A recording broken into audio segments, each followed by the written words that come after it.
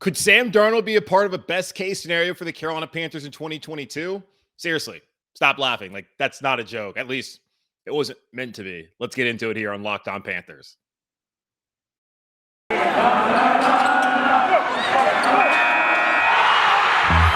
Locked On Panthers, your daily Carolina Panthers podcast. Part of the Locked On Podcast Network. Your team every day.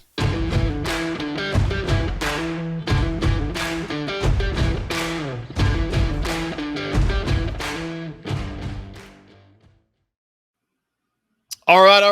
Let's do it again here. Another edition of the Locked On Panthers podcast, hosted by yours truly, Julian Council. We're part of the Locked On Podcast Network, where every single Monday, Tuesday, Wednesday, Thursday, and Friday, I'm talking Carolina Panthers with you right here on YouTube. Make sure to subscribe. We've already gotten up to 100 subscribers, but we need more because we need everyone who's a Panther fan that goes on YouTube to be able to find this podcast. And if you don't watch the show on YouTube and you're listening it to on your favorite podcasting platform, make sure to rate, review, and subscribe to the show on Apple Podcasts. You can also check us out on Spotify and wherever you listen to this show and all of your favorite shows across the Locked On Podcast Network.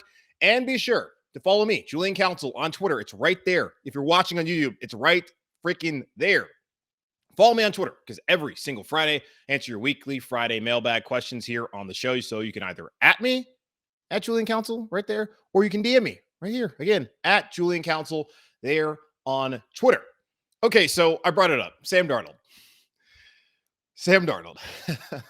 Samuel Darnold is currently, well, I guess PJ Walker's still here, but he's currently the only quarterback on the roster that has a realistic chance of being a starting quarterback in 2022 for the Carolina Panthers. And I guess there's still a thought out there that even though he has the $18.858 million cap hit, that he's still not a realistic option for the Carolina Panthers. But I don't think that's the case, because I really do think he has a chance to start in 2022. And could that actually be the best case scenario for the Carolina Panthers? And when I say the best case scenario, let's think about this, not necessarily the best case scenario, but the most realistic best case scenario for the Carolina Panthers. Because let's be honest with each other. Come on, let's be honest. I try to be honest with you. I want y'all to be honest with me. Aaron Rodgers is probably not coming here.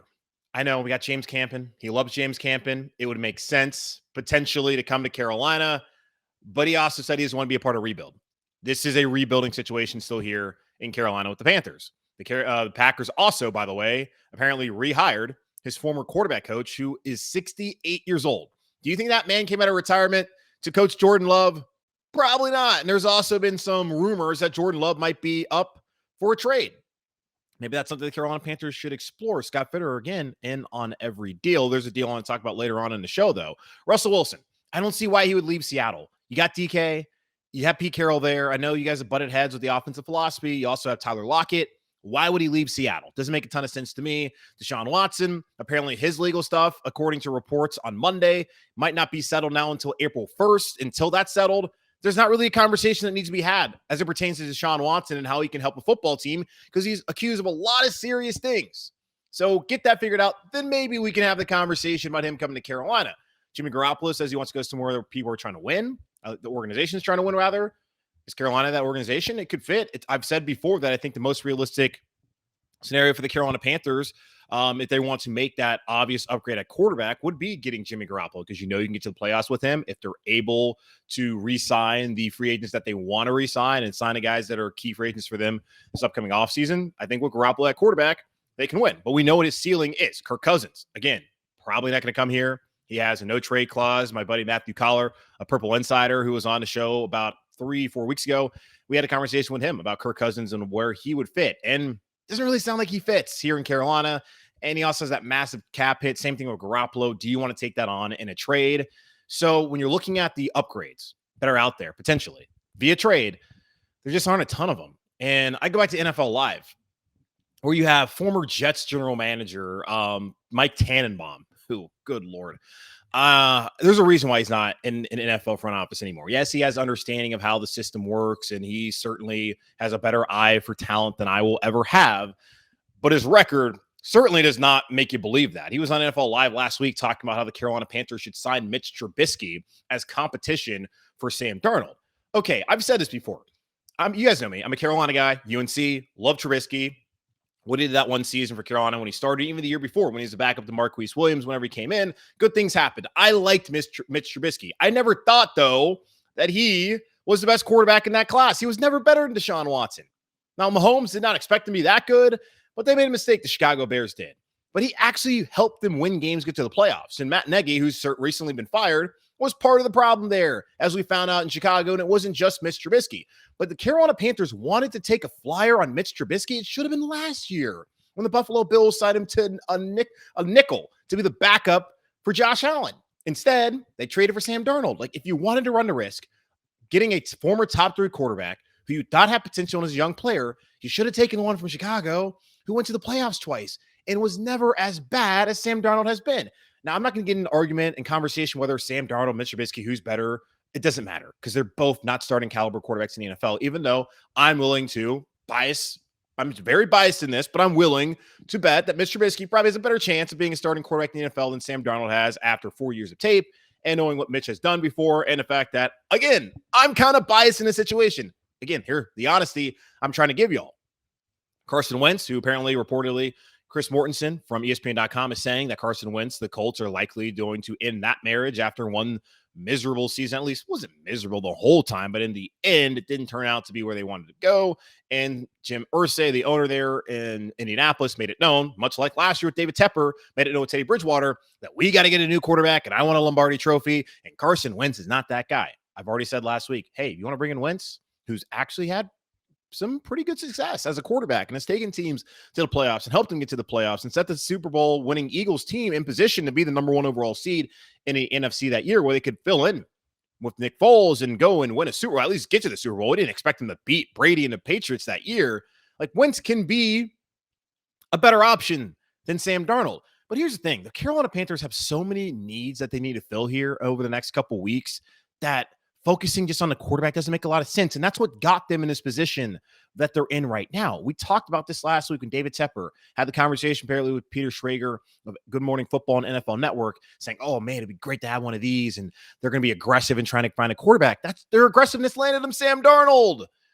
And you can be aggressive if you want, but guys like Stafford have to want to come here. He didn't want to come here. You think Rodgers wants to come here? You think Russell Wilson wants to come here? Deshaun Watson, if he's available, do they want to come here? I don't know. Does even Garoppolo want to come here? And I'm not trying to be negative. I'm just trying to be like, let's think about this critically. If Darnold comes back, he's got $18.858 million. Over the 2 years, $22 million. It made sense. And it stinks that it didn't work out, which I told y'all, if you listened to me over a year ago, that it wasn't going to work out. Or I guess 11 months ago, whatever. It wasn't going to work out. Didn't work out. Okay. But we can possibly see a scenario where he can be better, because I did not expect him to be that bad. I didn't expect him to be good, but I didn't think he was going to be that bad last year for the Carolina Panthers. The O-line didn't help him. Darnold didn't help himself. The receivers, namely Robby Anderson, didn't help him. And DJ Moore even had his moments where he dropped balls. And not having Christian McCaffrey did not help. There's a scenario this year, if they go all in on the offensive line, which they absolutely should, and DJ's back, who's just put up numbers no matter who's been throwing the football to him, whether it's been a broken Cam Newton, Kyle Allen, Will Grier, in an ill-fated start in New Orleans or against New Orleans and the Colts on the road, whether it's been Sam Darnold, Teddy Bridgewater, PJ Walker, the dude puts up numbers. I ain't worried about DJ. If DJ can come back, Robbie bounces back, Terrace Marshall can stay healthy, he can become that number 3 wide receiver that you need. Christian stays healthy, you get the offensive line and the defense, you're able to fill those holes, sign the right guys you want. This team can be okay. Like, their ceiling is not going to be very high with Sam Darnold at quarterback, but another year in the system, understanding, maybe having some faith in his offensive line and some guys on the outside and having Christian there as his check down, that could be the best case scenario for Carolina. I know. I was reading ESPN.com, David Newton. I know how y'all feel about him. I get it. But it wasn't not necessarily a bad point. It's not points that haven't been made before. We talked about Greg Olsen and what he said a couple weeks ago when speaking to Joe Person from The Athletic and saying, hey, like, the best thing they should do is just build around Sam and get the best team around them. And Scott Fitterer said this before. It's like, we have to give Sam Darnold a chance. I don't believe in Sam Darnold. But for me, I'm wanting to make this organization and this roster the most attractive it can be in 2023. The Carolina Panthers are not going to win a Super Bowl next year. They're not winning a Super Bowl. Maybe something crazy happens where they're able to get a top-notch quarterback. They sign the right free agents. But even still, there's other holes that need to be filled. And I just don't think this is a roster that's going to win a Super Bowl next year. Maybe I'm not trying to sit here and say, hey, the season's going to be doomed here on February 22nd. but I don't think they're going to win a Super Bowl. So if they're not going to win a Super Bowl, then why not position yourself? That's part of the build and why they should have been doing things the right way instead of trying to chase after quarterbacks. If you build it the right way, you put the roster together where next season, when the quarterback market's open again, and you have rookie quarterbacks that maybe you can fill in and be able to win games with, like we saw in New England this past year, and potentially with San Francisco next year with Trey Lance, a young quarterback, this roster is ready to go and can actually be a playoff team. I want to be a playoff team here in 2022. But a lot of my focus right now, unfortunately, because I feel like the organization and the fans, like you and me, are going to have to bite the bullet and just accept that this might not be the kind of season that we hope it will be, but it could be the best thing to position the organization in 2023 to bring in those top-notch free agents and especially a quarterback. So moving forward, they are ready to go. Because again, New Orleans, we'll see what happens with them at quarterback. Same thing with Tampa, Atlanta. Come on, it's Atlanta. So yeah, Sam Darnold, not the answer long-term, but there is a scenario. We're bringing him back and then focusing on every other position on this roster might be the best thing for the Carolina Panthers to do in 2022. Will it get you excited? Maybe not. But does it set them up best for the future, which they should have been focusing on the whole time since Rhule got here? Yeah, I think it might. Okay, so if they're going to do that, they're going to need to find a left tackle. We talk about left tackles. We talk about the draft prospects. Ike Ekwonu, Charlotte area guy, went to NC State. Talk about Charles Cross, Mississippi State. Evan Neal from Alabama. But I'm someone who wants a veteran. Let's talk about some of the veteran free agent left tackles the Carolina Panthers could pursue in a couple weeks here in free agency in just a moment. Football might be over for this season, but basketball is in full steam for both pro and college hoops. From all the latest odds, totals, player performance props to where the next fired coach is going to land, BetOnline.net is the number one spot for all your sports betting needs. BetOnline remains the best spot for all your sports scores, podcasts, and news this season. And it's not just basketball. BetOnline.net is your source for hockey, boxing, and UFC odds right to the Olympic coverage and information. Head to the website today or use your mobile device to learn more about the trends and action. BetOnline, where the game starts. Okay, so the Carolina Panthers, they need a left tackle. We know that. They went to rent the tackle in year one for Matt Rhule in 2020 with Russell Wilson, who I call the rent the tackle if you guys are new to the show. And then last year, on the first day of free agency, they signed Cam Irving, who flamed out in Cleveland, Kansas City, and Dallas to be the starting left tackle this year. Cam Irving talked about how he was going to take advantage of the opportunity and this and that, and he was barely healthy. And when he was healthy, well, Cam Irving performed the way he's performed his entire NFL career. Same Cam Irving who said, fans who criticized me if they saw me in the street would want an autograph. No, Cam Irving, bless your heart, buddy. Ain't nobody wants your autograph. But moving on, the Carolina Panthers need a left tackle this season, and I'm not willing to sit here and wait for a rookie to be the left tackle. Last year, y'all heard it. If you listen to the show, I was saying Penei Sewell or Uriah. We'd have gone down to Romeo Bearden Park, set it on fire, gone out and picketed outside of Main Street if they did not draft Penei Sewell.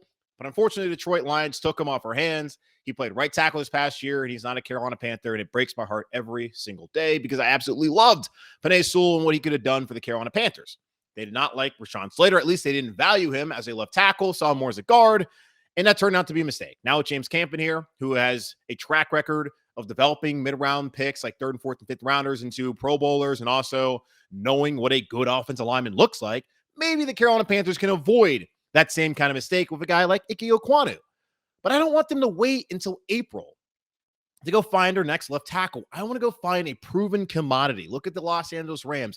What do they win a Super Bowl by doing? Not with draft picks. They gave up draft picks, especially first rounders, to go get proven players that helped them win a Super Bowl. Matthew Stafford was the final piece of that puzzle at quarterback. That's what they want the Carolina Panthers to do. Whether Darnold comes back or not, they need to go out there and sign a left tackle. Now, the Athletic a couple weeks ago had their top 75 free agents out there in the NFL, and a lot of those were offensive tackles, left tackles specifically. And I've looked at this list, and I've looked at a list I have here, just kind of in my notes right here on my phone. Orlando Brown Jr., he's 26 years old, and it's interesting because we talked about being in on every deal with Scott Fitterer. Last year, this was a deal we had a conversation about with the Carolina Panthers, especially around the draft, should have been in on it with Orlando Brown Jr., who got to play left tackle in 2020 for the Baltimore Ravens when Ronnie Stanley, the starting left tackle there in Baltimore, went down with a knee injury, and Orlando Brown Jr. went from right tackle to left tackle. After that, he said, I'm a left tackle. That's what his dad played. I want to be a left tackle. He understands that's where the money's at. even though, as we've seen over the last couple seasons, especially this past offseason with Ryan Ramczyk down in New Orleans and, of course, Taylor Moton here in Carolina, doesn't really matter what side of the offensive line that you play at with tackle, because there's edge rushers coming from each edge, and you need to have good tackles on your offensive line. But Orlando Brown Jr. is someone I thought the Carolina Panthers absolutely should have been on last year, but they did not give up those assets. Like, instead of getting a Sam Darnold, get that guy. But they didn't do that. Kansas City gets him in their rebuilt offensive line that helped them get to the AFC title game for the fourth year in a row and kept Patrick Mahomes upright and not injured. The problem with Orlando Brown Jr. is he's going to cost a lot of money, and he's likely to get franchise tag, which actually starts today until March 8th, I believe, in the National Football League, where you can start franchise tagging players. I don't really see him coming to Carolina. Now, Tyron Armstead, who is of the New Orleans Saints, he's a free agent. He's 30 right now, going to be 31 when the season starts. He's someone I actually like a lot. Whenever he's healthy, which he's had some injury issues the last couple of years with the Saints, he is one of the best tackles in the National Football League. Now, here's the problem, though. According to Spotrac, which is the contract website, you can go look at the salary cap for all the teams in the league, and every league in the NBA. You can look at the NBA, or sorry, I said NBA already twice. NHL, you can look at all that contract numbers, but they do a great job breaking down how things look like in the National Football League. His market value, according to Spotrac, is a $23.9 million per year deal. 4 years, $95.8 million contract. That's what they think Tyron Armstead should get from whatever team signs him in free agency. Can the Carolina Panthers afford to do that?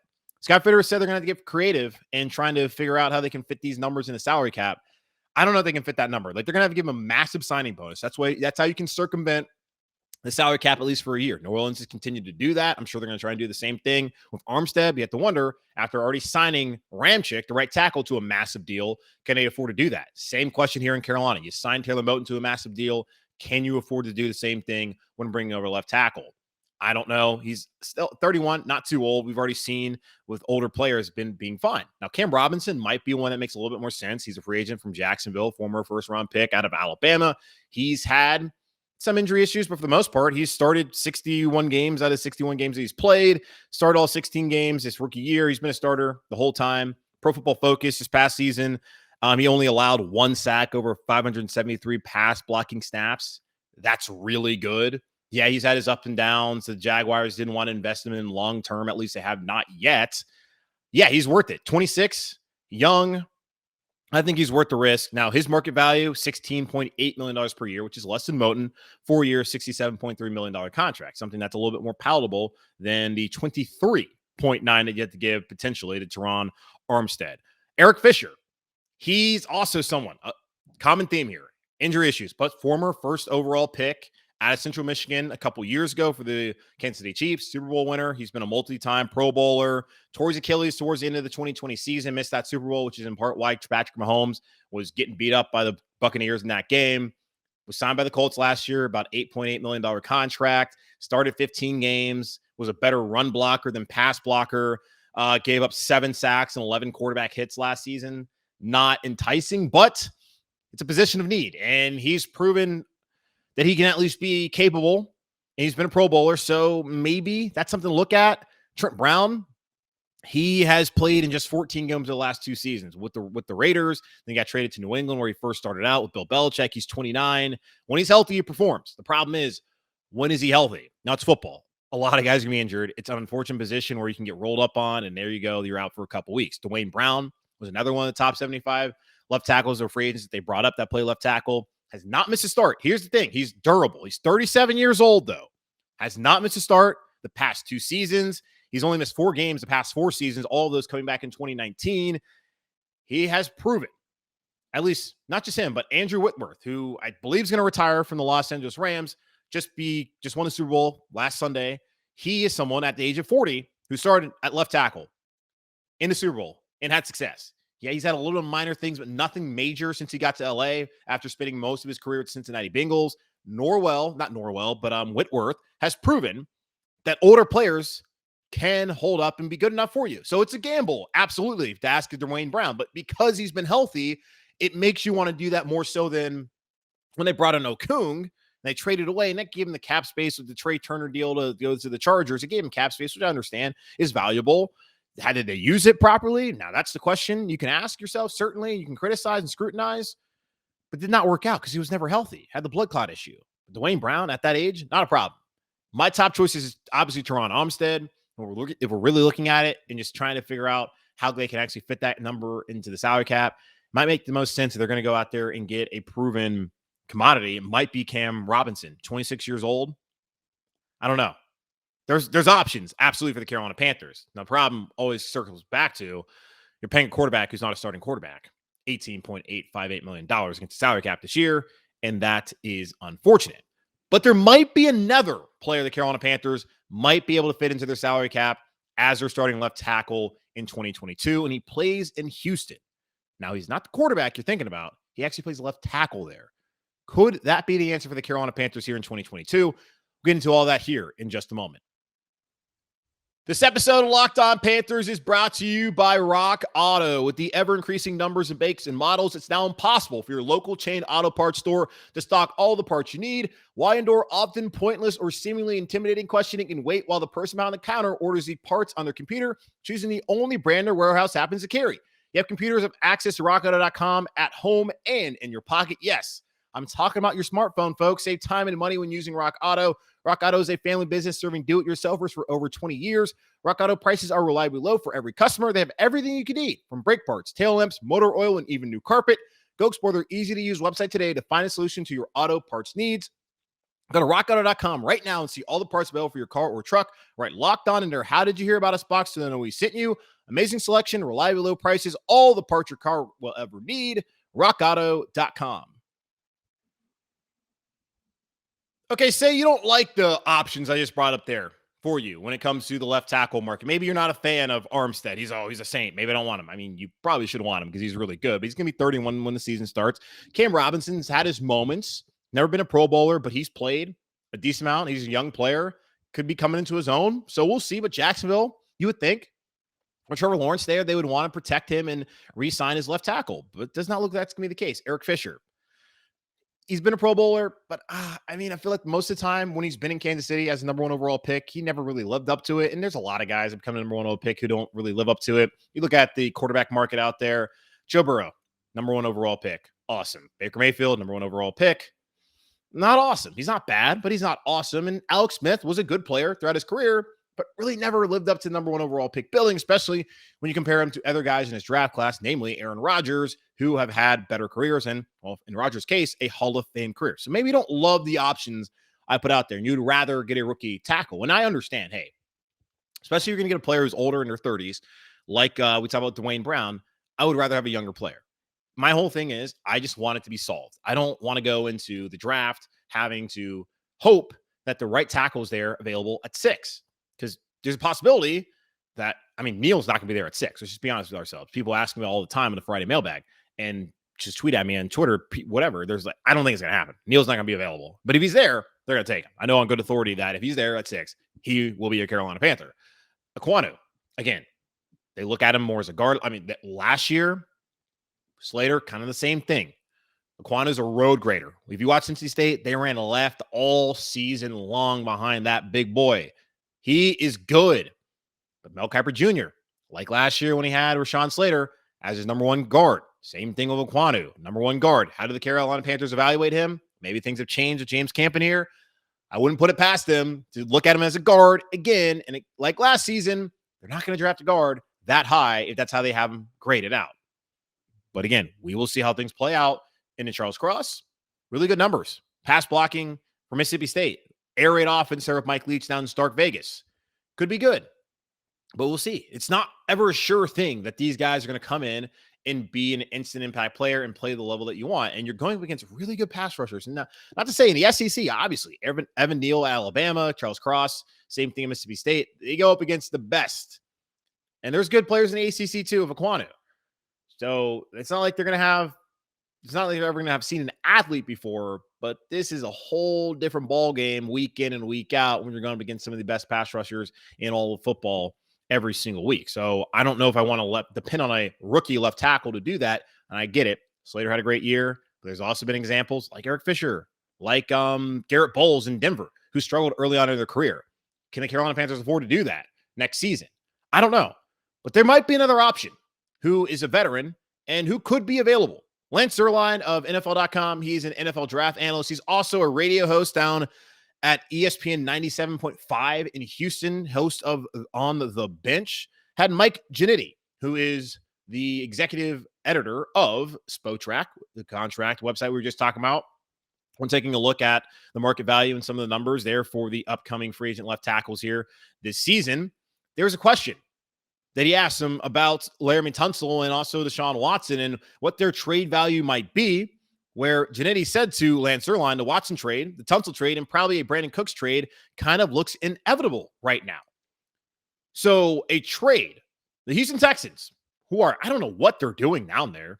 They fired David Culley after a season because he was only supposed to be a placeholder, wanted to hire Josh McCown, but the rest of the NFL is like, you can't do that. Look at the Brian Flores suit. And also, it's not just like a race thing. It's everybody who's a coach, period. You can't hire Josh McCown, former Myers Park High School wide receiver coach, by the way. You can't hire Josh McCown to be your head coach when he's never been a coach at the collegiate level or the pro level, and ignore everybody, whether they're white, black, brown, it doesn't matter.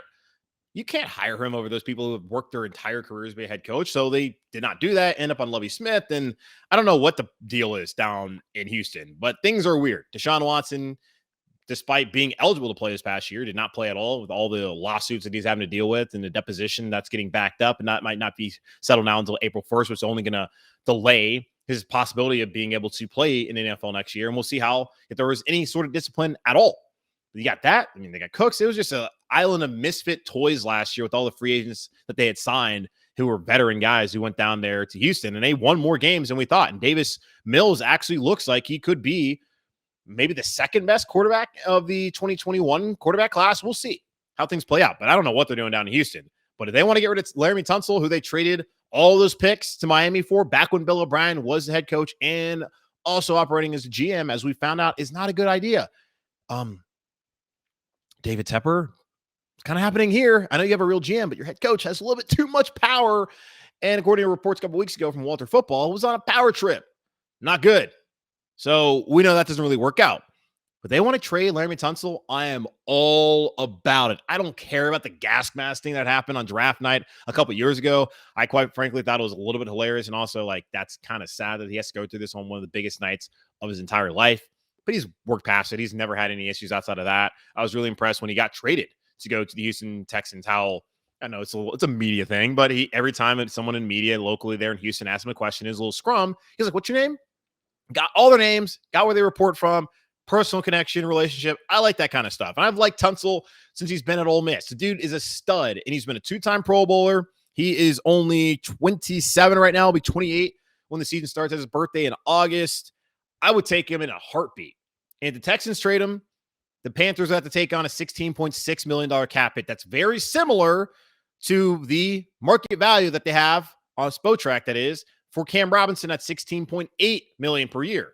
And Tunsil's a better player. You got 2 years. You got $16.6 million you got to take on a cap hit next season. And the year after, it would be about $26 million. And for whatever reason, if they thought like, oh, he's not good enough for us, you could actually, the Panthers could save $18.5 million by releasing him. But they'd have an $8 million dead cap hit, which I don't think they would want to do. If you bring in Laremy Tunsil, you got that position solved for next season, and you're going to eventually, probably not this offseason, but maybe in next offseason when he's heading to the final year of his deal in 2023, you would assign him to another 4, potentially 5-year extension until his early to mid-30s, and the problem is solved here in Carolina.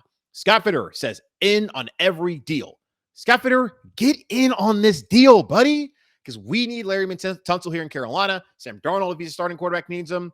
Whoever becomes starting quarterback next year, Garoppolo, Cousins, Rodgers in a fantasy mystery world, Wilson, I don't know.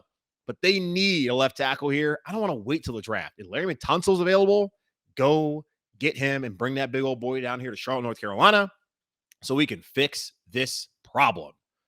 All right, that's going to end it here for me on this edition of the Locked On Panthers podcast, a part of the Locked On Podcast Network.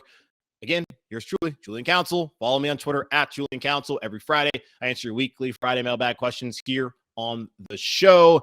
And make sure you can either at or DM me to get those questions into me. And make sure to rate, review, and subscribe to the show on Apple Podcasts. And you can also check us out on Spotify. And of course, if you're watching, You can watch the show here on YouTube every Monday, Tuesday, Wednesday, Thursday, and Friday. Make sure to do that. And make sure you're Locked On Panthers and click the subscribe button.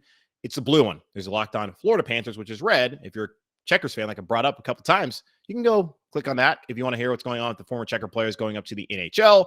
But really, I want you to be here on Locked On Panthers. So click on the blue one, subscribe. We already got to 100 subscribers so far. Let's keep getting that number up, and let's make sure that more people can find the show here on YouTube. So again, thanks for listening to the show.